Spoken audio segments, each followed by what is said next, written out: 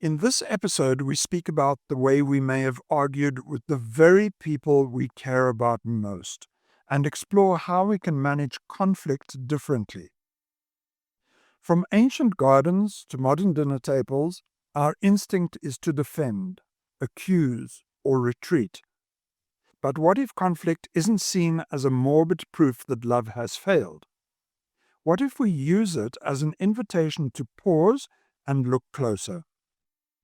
Here we explore how shifting from blame to curiosity transforms fights into moments of understanding. Drawing on the work of Marshall B. Rosenberg and the practice of nonviolent communication, we'll see how 4 simple steps: observation, feeling, need, and request turn tension into connection, whether between partners, families, or entire nations.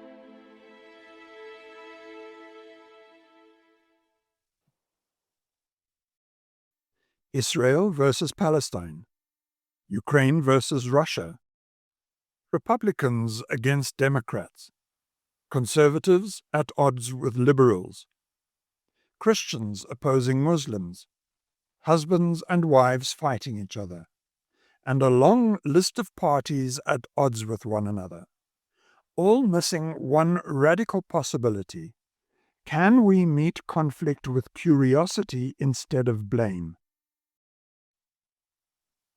Marshall B. Rosenberg spent his life in classrooms, prisons, boardrooms, and war zones, firmly believing that conflict is resolvable using specific, non-violent methods of communication.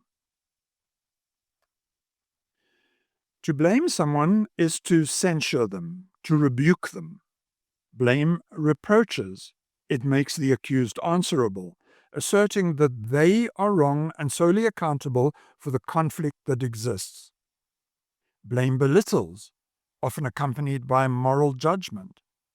In blaming another, the accuser absolves themselves of wrongdoing, claiming the moral high ground. It establishes a hierarchy with the blamer viewing themselves as justly better than the one they have accused. It forces the accused into a defensive posture, often provoking a counterattack, a volley of reciprocated accusations. With tempers flaring, the space between them becomes a battlefield of words. Both are now poised to fight to the bitter end. Yet once something is said, it cannot be unsaid.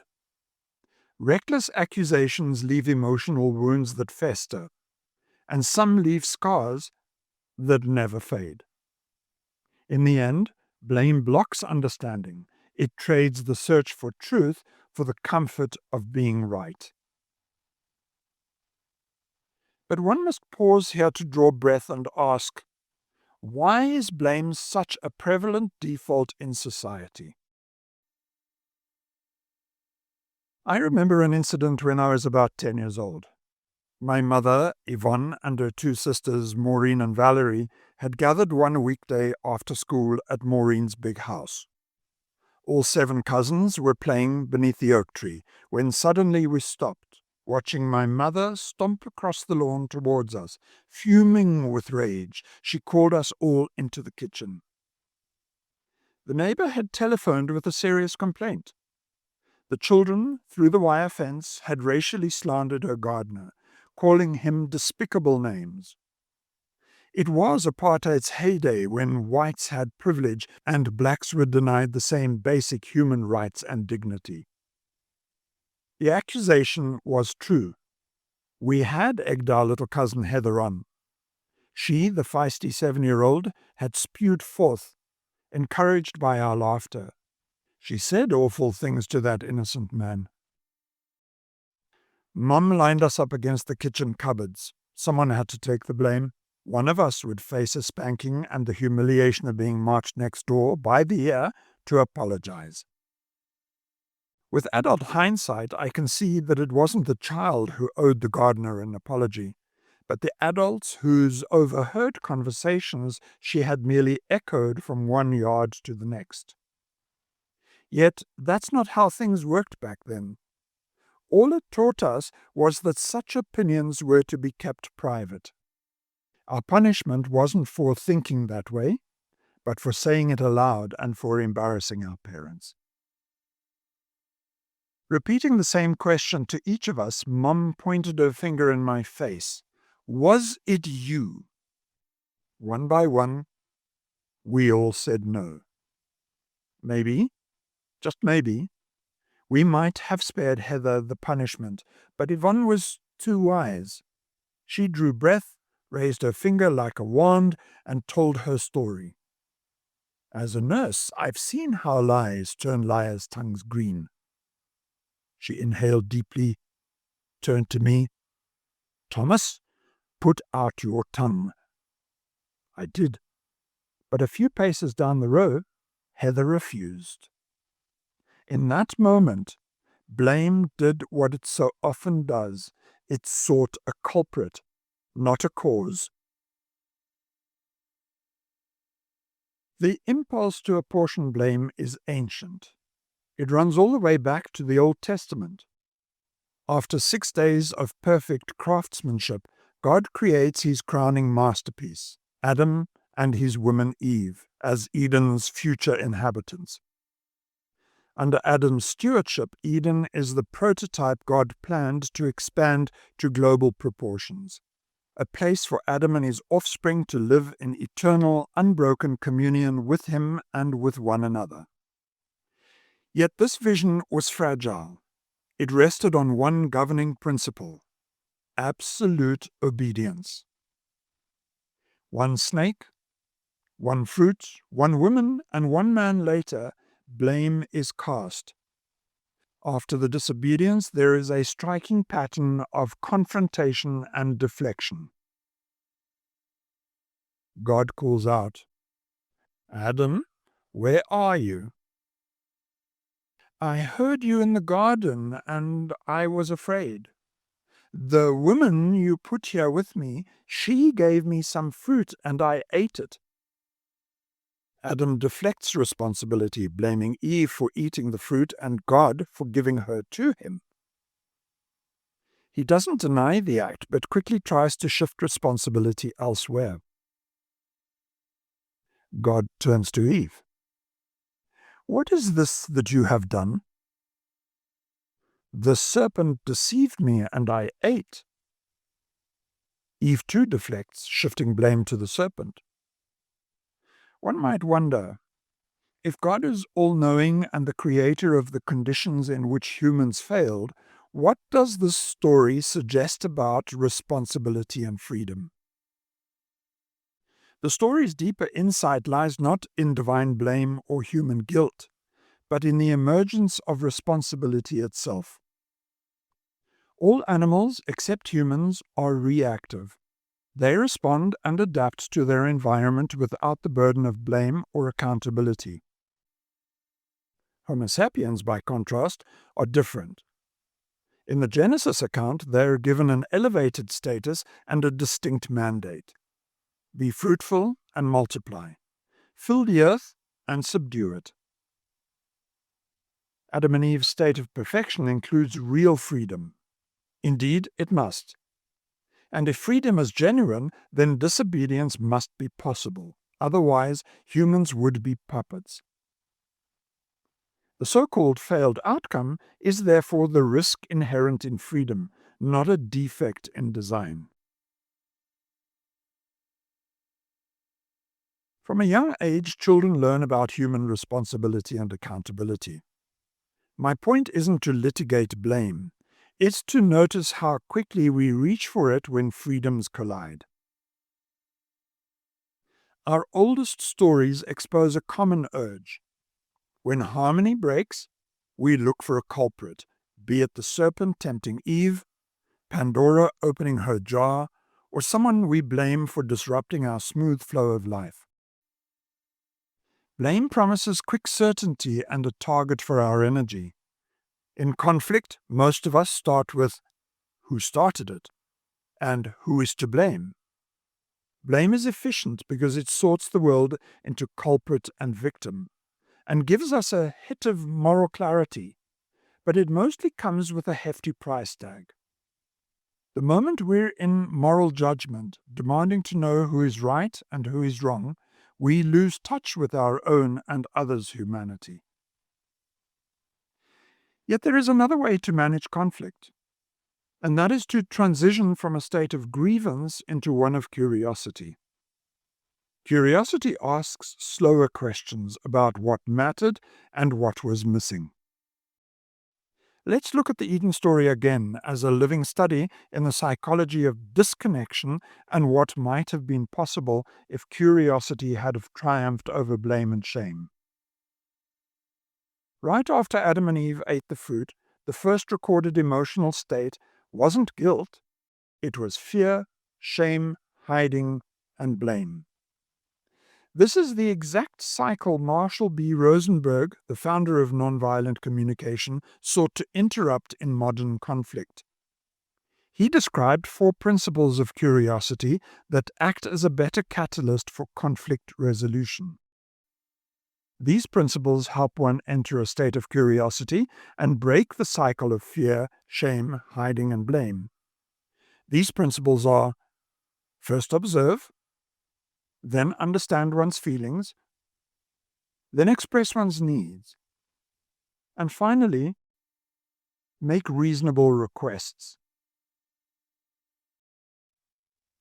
Imagine how differently things might have been in Eden if Adam had have taken time to transition into a state of curiosity. Once observing, he might have said, "I noticed that after eating the fruit, I felt something new. I've now become aware of being naked and exposed." That simple observation would have prevented the spiral into blame and kept him and Eve in a shared reality. Naming his emotions, Adam might have gone on, "I feel afraid and confused, and I'm not sure what's happening." Naming emotion converts reactivity into vulnerability, and it is at this point of vulnerable receptivity where genuine dialogue becomes possible. Had he fully shifted into curiosity, Adam would then have expressed his needs, acknowledging the universal value beneath his emotions. Turning to Eve, he might have said, "I'm longing for safety and understanding, and I need reassurance that I haven't broken our relationship." Lastly, he could have requested a concrete action to meet his needs. Can we talk to God about what's happening? Would it be possible to sit together with Him instead of hiding? Such a request would have turned a moral crisis into a moment of collaborative learning. Here's a hypothetical rewrite of the Eden story through Rosenberg's eyes. God calling out to Adam, "Adam, where are you?" "I'm hiding because I feel scared. I want to be close to you, but I'm ashamed." God responds, "You're afraid because you value trust and connection?" "Yes, and I think I've damaged it." "Thank you for sharing that, Adam. Let's see what we can do to restore that trust and connection." In that imagined exchange, the story of humanity's fall becomes the story of its repair, not through punishment, but through presence. Contemporary American politics is fraught with fear, hiding, blame, and shame. 2 factions of a once mighty nation now stand at odds with one another. A conservative coalition tends to protect its needs for sameness and for values grounded in historical standards, worried that rapid change frays what holds them together. A liberal coalition in 2025 promotes inclusion, autonomy, fairness, and equality, worried that standing still entrenches harm. When either side feels its needs are threatened, blame becomes the reflex. Polarization deepens, and the conflict feeds on itself. There is an old proverb: "The best form of defense is attack." Blaming someone else for sparking the problem is a common reflex in conflict. Let us imagine, however, what it would sound like if each coalition spoke not from ideology but from curiosity and awareness of needs. Rosenberg's core insight is that every conflict is tragic, not evil. Tragic because people are trying to meet their needs through strategies that collide. Conservatives and liberals are not enemies, but people in a shared reality, each protecting their own core values. Blame charges, but curiosity counsels. A conservative voice of observation might say, in the past few decades, we've seen rapid cultural and demographic changes. Long-standing traditions and social norms have shifted quickly. That feels disorienting. A liberal voice of observation might say, we've seen people historically marginalized asking to be recognized and treated equally. That has led to new laws and new language about rights and inclusion. Both are factual observations rooted in shared reality. Neither is accusatory. A conservative voice of feeling might say, when I see familiar customs disappearing, I feel anxious and protective, as if the ground beneath us is moving. A liberal voice of feeling might say, when I see inequality persist, I feel frustrated and sad, as though promises of justice and equality aren't being kept. This is where conversation shifts from accusation to encounter, where two truths meet without erasing each other, where we see one another not as categories but as people. Conservative needs may sound like this. I need stability, predictability, and a sense that we will still share sacred values as a people. Liberal needs may sound like this. I need respect, equal opportunity, and the freedom to live authentically without fear of exclusion. When conflicting parties speak these needs aloud, curiosity naturally arises. You're not trying to control me, you're trying to feel safe. And you're not trying to destroy tradition, you're trying to be seen. A conservative request might be, would you be willing to slow down major policy changes long enough for communities to understand them and adapt? A liberal request might be, would you be willing to explore reforms that preserve core traditions while extending dignity to those who've been left out? Neither side must agree to the other's request, but even hearing it reframes the opponent as a person seeking life, not dominance. In that space, both discover that their deepest needs overlap, even if their strategies diverge. It is important to remember that curiosity isn't agreement. It's presence without evaluation. This isn't naive idealism. It's structural compassion. If curiosity were woven into American political culture as deeply as adversarial debate, the nation might rediscover its Latin motto, E pluribus unum, out of many, one. This isn't a call for uniformity, but for empathy, the ability to hold difference without turning it into enmity. We don't need verdicts and victories. The wiser move is to ask, what need is alive here before deciding who's wrong? Because blame inflames, curiosity calms, and conflict is the alarm that alerts us to unmet needs. The same dynamics that divide nations divide households. The same curiosity that heals politics can also heal relationships. Sam is already 40 minutes late for his dinner date. Peeved at having lost their table reservation and forced to wait outside, Lena paces the pavement. Her body language mirrors the churn of her emotions. She feels irritated, annoyed, and frustrated. In her mind loops the thought, "How dare he do this to me? Again." She folds her arms, then questions herself. Why am I so weak? Maybe he's right. Maybe I am too demanding. Shame follows close behind. She feels embarrassed, guilty, and humiliated. Her reticence to simply hail a cab and leave is the proof she seeks to justify her own sense of powerlessness. When Sam finally arrives, he is already braced for battle. "You could have waited inside instead of making a scene," he snaps. "I was inside," Lena fires back, "until they gave our table away, because you're always late." This is the language of judgment and defense.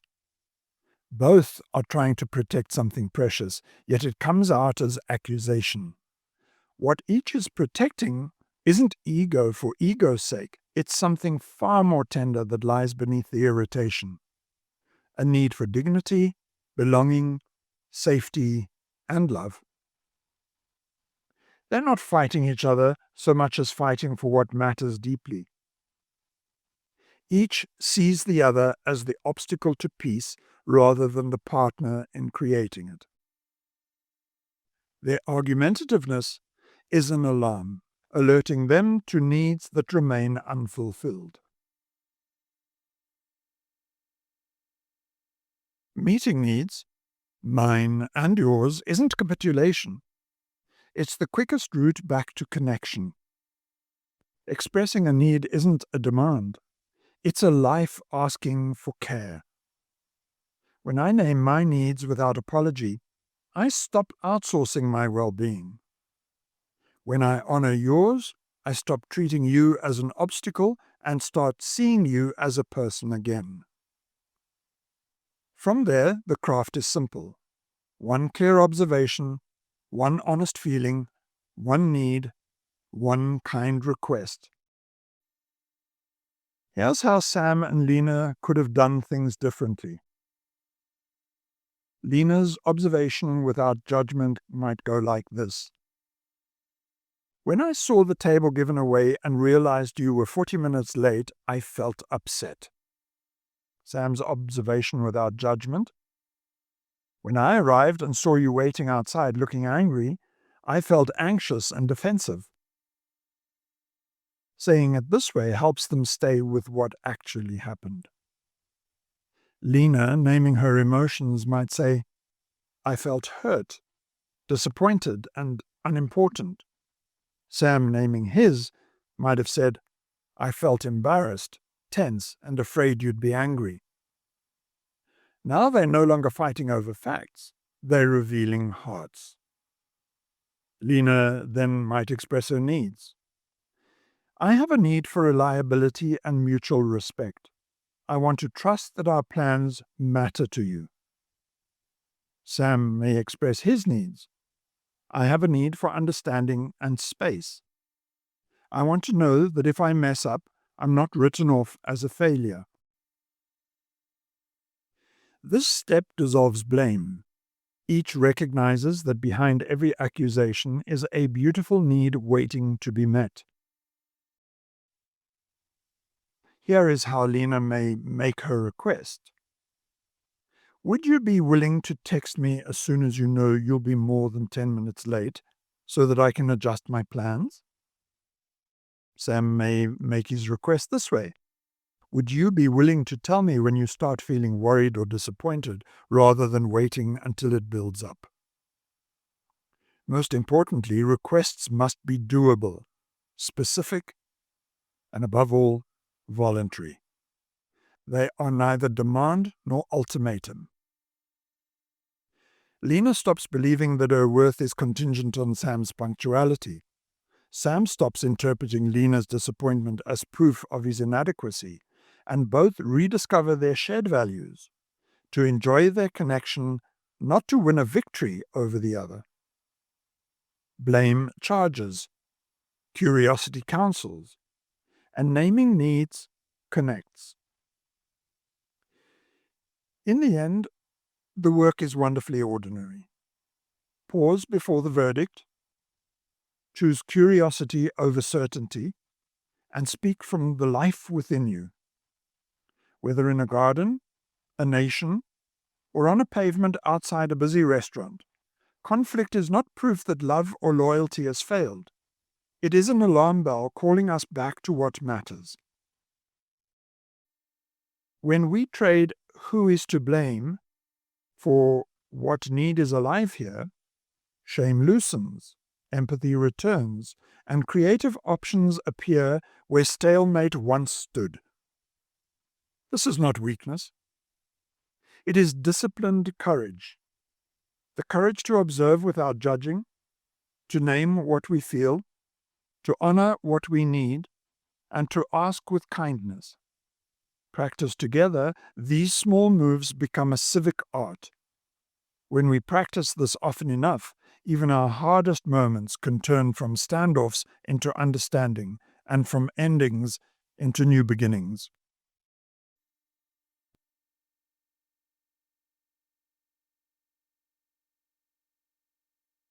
Before we close, here's a thought I can't quite shake. Earlier in this essay, I spoke of Adam and Eve and what happened to them in Eden. If they were created with real freedom, a freedom designed and permitted by God, then punishing them for exercising it feels at best inconsistent. It suggests that freedom exists only within parameters acceptable to the giver, which makes it conditional freedom, not true freedom. That leads to the uncomfortable implication that the whole setup was a rigged test, where failure wasn't just possible, but inevitable. Perhaps the real heresy in Eden wasn't eating fruit, but daring to ask a question. If freedom was genuine, then obedience was optional, and curiosity inevitable. Maybe God didn't lose control of his creation that day. Maybe he met it for the first time. I can't help wondering whether the divine experiment was less about loyalty and more about consciousness itself, and whether our species is still learning how to pass that test. But that's getting well off topic, and it probably deserves a podcast all of its own.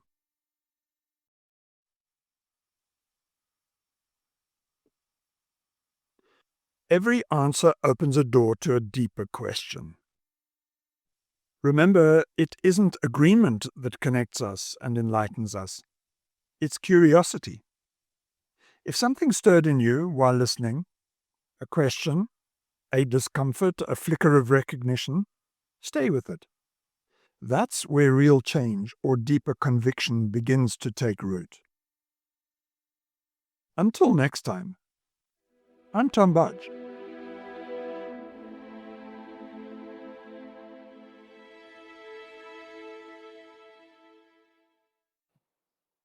SoulSearching is a series of audacious podcasts that ask questions challenging the way the world taught us to think.